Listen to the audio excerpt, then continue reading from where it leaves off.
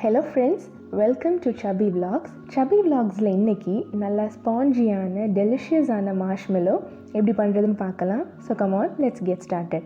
First requirements என்னன்னு பார்த்துடலாம். Sugar 1 cup, 2 tablespoon gelatin, 1 cup water, half cup powdered sugar, quarter cup corn flour and quarter teaspoon vanilla essence. So now let's start. First நம்ம எடுத்து வச்சிருக்க ஜெலட்டினையும் half cup வாட்டரையும் add பண்ணி நல்லா mix பண்ணணும். ஏன்னா gelatin வந்து கொஞ்சம் திக் ஆகணும். அதனால் ஃபஸ்ட்டே ரெடி பண்ணி சைடில் வச்சிடலாம். இப்போ நம்ம என்ன பண்ணுறோன்னா ஒரு பேனில் 1 கப் சுகரையும் பேலன்ஸ் இருக்கிற half cup வாட்டரையும் ஆட் பண்ணி நல்லா கேரமலைஸ் பண்ணணும்.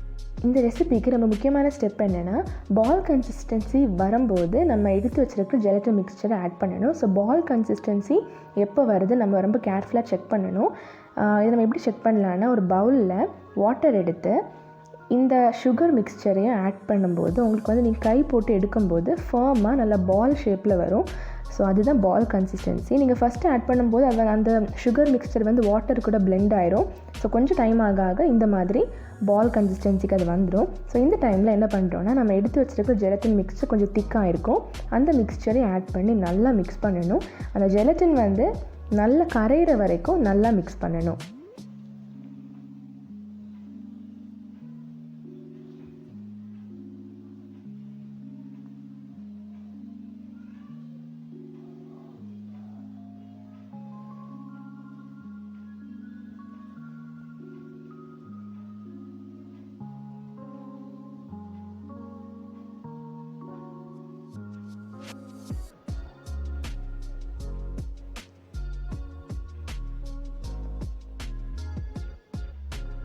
ஓகே, ஜெலட்டின் நல்லா கரைஞ்சிட்டு இப்போ இதை நம்ம வந்து ஒரு பவுலுக்கு ட்ரான்ஸ்ஃபர் பண்ணிடலாம். பவுல் வந்து கொஞ்சம் ஹைட்டாக இருக்கிற பவுலாக பாருங்கள். அப்போ நம்ம ஹேண்ட் பீட்டர் வச்சு பீட் பண்ணும்போது சைடில் வந்து தெரிக்காமல் இருக்கும். இப்போ இதை வந்து நல்ல ரிப்பன் கன்சிஸ்டன்சி வர்ற அளவுக்கு நல்லா பீட் பண்ணணும்.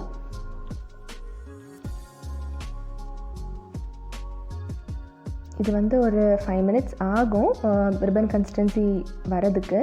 கூடவே நான் வந்து எடுத்து வச்சுருக்கிற வெனிலா எசன்ஸை ஆட் பண்ணி நல்லா பீட் பண்ணுறேன்.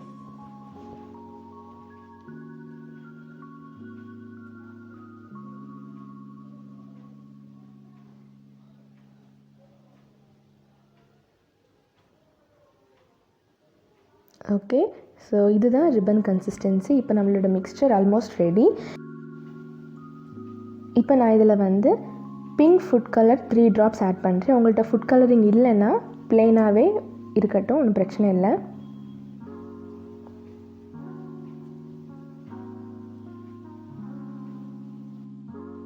இப்போ வந்து பவுடர் சுகரையும் கார்ன்ஃப்ளவரையும் நல்லா சீவ் பண்ணி எடுத்துக்கோங்க. எந்த வித கட்டியும் இல்லாமல் நல்லா சீவ் பண்ணிக்கோங்க. ஏன்னா இதுதான் நம்மளோட மார்ஷ்மெல்லோ வந்து ரொம்ப ஒட்டாமல் வரதுக்கு ரொம்ப ஹெல்ப்ஃபுல்லாக இருக்கும்.